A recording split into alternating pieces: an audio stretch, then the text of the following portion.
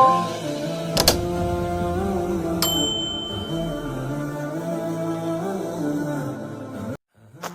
اللہ الرحمن الرحیم۔ شروع اللہ کے نام سے جو بڑا مہربان نہایت رحم کرنے والا ہے۔ خوش قسمت ہیں وہ لوگ جو اس ماہ میں زیادہ سے زیادہ نیکی سمیٹ کر اللہ رب العزت کی رضا اور خوشبندی حاصل کرنے میں کامیاب و کامران ہو رہے ہیں۔ قرآن مجید فرقان حمید میں ارشاد باری تعالیٰ ہے، اے ایمان والو، تم پر روزے فرض کیے گئے ہیں جس طرح تم سے پہلے لوگوں پر فرض کیے گئے تھے تاکہ تم متقی بن جاؤ۔ خالق کائنات اللہ عز و جل نے روزوں کی فرضیت کا مقصد بتاتے ہوئے فرمایا تاکہ تم متقی بن جاؤ۔ رمضان مبارک کی عشرہ مغفرت کا آغاز ہو چکا ہے، جو کہ اپنے اندر پہلے سے زیادہ اجر و ثواب سموئے ہوئے ہیں۔ رمضان المبارک وہ مہینہ ہے کہ جس میں نفل نماز کا ثواب فرض کے برابر اور فرض کا ثواب 70 گنا تک بڑھا دیا جاتا ہے۔ نہ جانے آئندہ سال اس ماہ مبارک کے ایام ہمیں نصیب ہوں یا نہ ہوں۔ ہمیں ان ایام میں زیادہ سے زیادہ عبادت اور توبہ و استغفار کرنا چاہیے۔ خوش قسمت ہیں وہ لوگ جو اس ماہ میں زیادہ سے زیادہ نیکی سمیٹ کر اللہ رب العزت کی رضا اور خوشبندی حاصل کرنے میں کامیاب و کامران ہو رہے ہیں۔ حضرت موسیٰ کلیم اللہ رب الجلال سے ہم کلام ہوتے، زمان و مکان اور راز و نیاز کی باتیں ہوتی۔ ایک دن حضرت موسیٰ علیہ السلام نے اپنے خالق سے سوال کیا کہ اس وقت کائنات میں واحد بندہ ہوں جسے آپ سے بات کرنے کا شرف حاصل ہے، بتائیں یہ اعزاز کسی اور کو بھی نصیب ہوگا؟ خالق کائنات نے ارشاد فرمایا، اے موسیٰ، اس دنیا میں ایک ایسی بھی امت آنے والی ہے جب میرے اور ان بندوں کے درمیان کوئی پردہ حائل نہیں ہوگا۔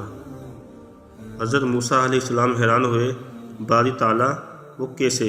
اللہ تعالیٰ نے فرمایا، یاد رکھ موسیٰ، تیرے اور میرے درمیان کلام اور ملاقات کی صورت میں بے شمار پردے حائل ہیں، جبکہ آمدہ امت کے ساتھ یہ معاملات ہرگز نہیں ہوں گے۔ اس پر موسیٰ علیہ السلام کی حیرت میں اضافہ ہو گیا۔ انہوں نے عرض کیا، کائنات کے مالک بتائیں وہ کون خوش نصیب ہوں گے؟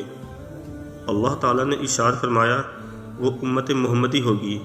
ان میں سے وہ لوگ جو ماہ رمضان کا ایام پا کر صرف میری رضا اور خوشبندی کے لیے روزے رکھیں گے اور پھر وقت افطار نہ ڈھال جسم خشک، زبان اور منہ کی مہک کے ساتھ جو دعا مانگیں گے میں قبول کروں گا، کیونکہ اس لمحے ان کے اور میرے درمیان کوئی پردہ، کوئی فاصلہ نہ ہوگا۔ روزے دار کے متعلق اللہ تعالیٰ کا ارشاد ہے کہ روزہ خاص میرے لیے ہے اور میں ہی جس طرح چاہوں گا اس کا اجر و ثواب دوں گا۔ میرا بندہ میری رضا کے واسطے اپنی خواہش، نفس اور اپنا کھانا پینا چھوڑ دیتا ہے، بس میں خود ہی اپنی مرضی کے مطابق اس کی اس قربانی اور نفس کشی کا صلہ دوں گا۔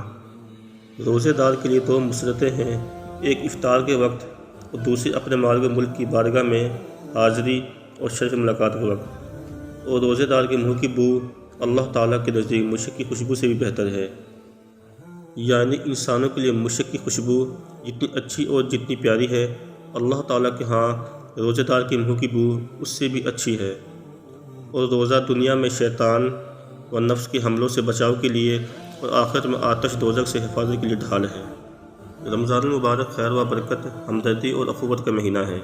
اس ماہ کی راتوں میں اللہ تعالیٰ کی جانب سے 3 مرتبہ اعلان کیا جاتا ہے کہ کوئی ہے توبہ کرنے والا جس کی توبہ قبول کروں، کوئی ہے مانگنے والا مجھ سے تو میں اس کو دوں، کوئی ہے معافی مانگنے والا کہ اس کو معاف کر دوں۔ اگر کوئی مسلمان عشرہ مغفرت میں اپنے پچھلے تمام کبیرہ گناہوں سے سچے دل سے توبہ کر لے تو اس کے صغیرہ گناہ روزے کی برکت سے معاف فرما دیے جاتے ہیں، اور وہ شخص گناہوں سے ایسا پاک ہو جاتا ہے جیسے اس کی ماں نے اسے ابھی جنم دیا ہو۔ بلا شبہ جس کسی کو اللہ تعالیٰ کی مغفرت مل گئی، اسے سب کچھ مل گیا۔ حق تعالیٰ شانو تو اپنے بندوں کو معاف کرنے کے بہانے ڈھونڈتے ہیں۔ جب کسی بندے سے کوئی گناہ سرزد ہو جائے تو اللہ تعالیٰ کی جانب سے اسے مہلت دی جاتی ہے کہ شاید اب بھی یہ معافی مانگ لے، شاید اب بھی یہ میری طرف رجوع کر لے۔ حدیث مبارکہ ہے کہ جب بندہ کوئی گناہ کرتا ہے تو آسمان اللہ تعالیٰ سے عرض کرتا ہے، اے اللہ تو مجھے اجازت دے کہ میں اس پر ٹوٹ پڑوں۔ زمین کہتی ہے، اے اللہ تو مجھے اجازت دے کہ میں اسے اپنے اندر دھسا لوں۔ اس موقع پر مالک الملک کا ارشاد ہوتا ہے، اگر یہ تمہاری مخلوق ہے اور تم اس کے خالق ہو تو تمہیں اجازت ہے، اور اگر یہ میرے بندے ہیں اور میں ان کا خالق ہوں تو میرے بندے کا معاملہ مجھ پر چھوڑ دو۔ میں اس بات کا انتظار کروں گا کہ یہ مجھ سے رجوع کر لے، اپنے گناہوں کی معافی مانگ لے۔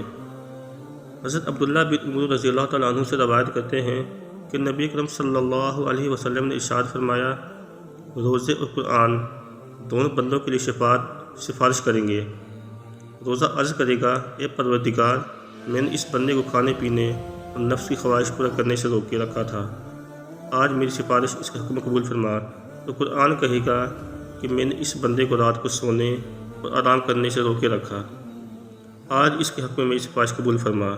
چنانچہ روزہ اور قرآن دونوں کی سفارش بندے کے حق میں قبول فرمائی جائے گی۔ حضرت ابو ہریرہ رضی اللہ تعالیٰ عنہ سے روایت ہے کہ رسول اللہ صلی اللہ علیہ وسلم نے ارشاد فرمایا کہ 3 آدمیوں کی دعا رد نہیں ہوتی، ایک روزے دار کی افطار کے وقت، دوسرے عادل بادشاہ کی اور تیسرے مظلوم کی۔ حضرت سہل بن سعد سعدی رضی اللہ تعالیٰ عنہ سے روایت ہے کہ سرکار دو عالم صلی اللہ علیہ وسلم کا فرمان عظیم ہے کہ جنت کے دروازوں میں ایک خاص دروازہ ہے جس کو باب ریان کہا جاتا ہے۔ اس دروازے سے قیامت کے دن صرف روزے داروں کو داخلہ ہوگا، ان کے سوا کوئی اس دروازے سے داخل نہیں ہو سکے گا۔ اس دن پکارا جائے گا کہ کدھر ہے وہ بندے جو اللہ کے لیے روزہ رکھا کرتے تھے اور بھوک پیاس کی تکلیف اٹھایا کرتے تھے۔ وہ اس پکار پر چل پڑیں گے۔ جب وہ روزے دار اس دروازے سے جنت میں پہنچ جائیں گے تو یہ دروازہ بند کر دیا جائے گا، پھر کسی کا اس سے داخلہ نہیں ہو سکے گا۔ ریان کے لغوی معنی ہے پورا سیراب، یہ بھرپور سیرابی۔ تو اس روزے دار کی صفت ہے جس سے روزے داروں کو داخلہ ہوگا۔ آگے جنت میں پہنچ کر جو کچھ اللہ تعالیٰ کے انعامات ان پر ہوں گے، ان کا علم تو بس اللہ تعالیٰ ہی کو ہے۔ اس مبارک ماہ کی ان تمام فضیلتوں کو دیکھتے ہوئے مسلمانوں کو اس مہینے میں عبادت کا خاص اہتمام کرنا چاہیے اور کوئی لمحہ ضائع اور بیکار نہیں جانے دینا چاہیے۔ ہم اپنے تمام صغیرہ و کبیرہ گناہوں سے معافی مانگ کر اللہ تعالیٰ کے حضور پاک و صاف پیش ہو سکتے ہیں۔ اللہ پاک ہم سب کو اپنے نفس کا تزکیہ کر کے تقوی اختیار کرنے کی توفیق عطا فرمائے، آمین۔ ناظرین، میری ویڈیو اگر آپ کو پسند آئی ہو تو پلیز لائک، کمنٹس، سبسکرائب اور شیئر کرنا نہ بھولیے گا۔